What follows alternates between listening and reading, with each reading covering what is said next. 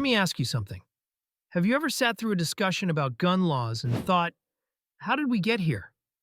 I mean, really, some of the rules we've come up with make you wonder if they were drafted during a three margarita lunch. Whether you're pro-gun, anti-gun, or somewhere in between, I think we can all agree that certain laws defy all logic. Today, we're donning our robes, grabbing our gavels, and holding court on America's most bizarre gun laws. But before we dive in, let me know in the comments what the wildest law you've ever heard of is. Maybe it's even crazier than the ones I'm about to cover. So grab your popcorn and maybe your blood pressure meds. This court is in session. Florida. The land of gators, theme parks, and legislation so bizarre it feels like satire. Let's start with a gem from one Florida politician who thought it was a good idea to mandate 2 hours of anger management classes before you could buy ammunition. That's right, because nothing screams effective therapy like being forced into a room with crystal-loving strangers who want you to breathe out your negative chakra. But wait, Florida's not done yet. Another proposal aimed to allow open carry of firearms on college campuses. I mean, what could possibly go wrong?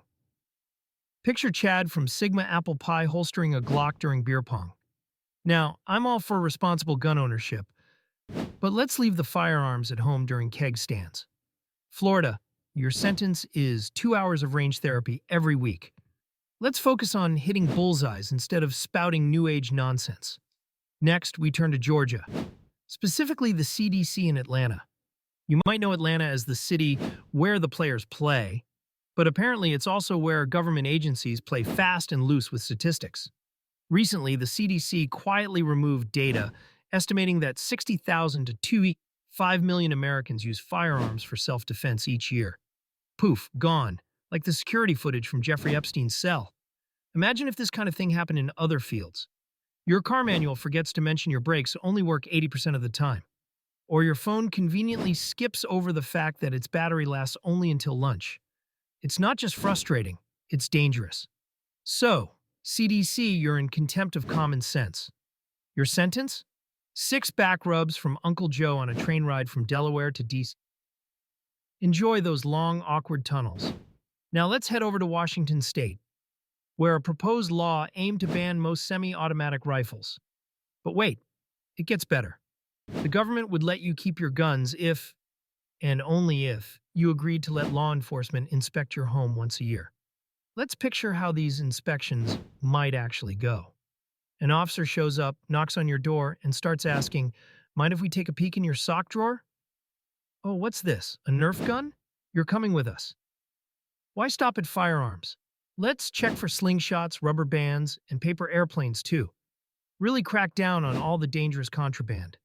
Washington, you're guilty of violating not one but 2 constitutional rights. Your punishment? You're only allowed to make left turns from now on.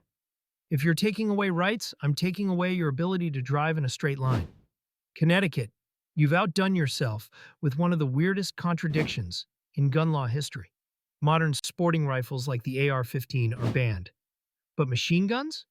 Totally legal, as long as you disable the semi-auto function.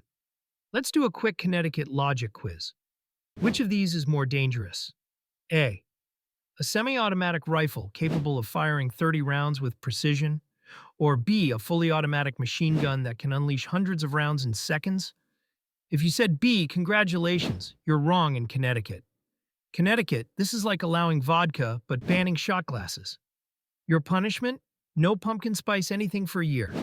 No lattes, no candles, no muffins. Maybe that'll help clear your heads. The Garden State might be better described as a breeding ground for ridiculous laws. In New Jersey, you need a pistol purchase permit to buy a flintlock pistol or even a BB gun. That's right, a centuries-old relic or a glorified toy is treated the same as a modern handgun. Picture George Washington walking into a New Jersey gun shop and being told, "Sorry, sir, we'll need 3 forms of ID and a character reference before you can purchase this." New Jersey, you're guilty of turning history into absurdity. Your sentence is full pirate mode. Refuse to pay for anything, yell, "Salvage is the law of the sea," at every opportunity, and answer all questions in riddles. California, the land of Hollywood and dreams, and some of the most impractical gun laws. Take microstamping, for example. Every handgun sold must imprint a microscopic, traceable code on every bullet it fires. Great in theory, except for one problem. No one's figured out how to do it reliably. It's like passing a law requiring unicorns to be licensed before flying. Sure, it sounds good on paper, but good luck enforcing it. And let's be honest, I'd add more idiotic California laws to this list, but I don't have 3 days to sit here listing them all. California, you're guilty of legislating sci-fi. Your punishment? You're only allowed to use typewriters until you figure this out. And with that, we've reached the end of today's court session. Thanks for tuning in, and don't forget to hit that like button and subscribe. Let us know in the comments. What's the dumbest law you've encountered? Or is there one we should have included? Court's adjourned. Stay safe, stay sane, and stay frosty.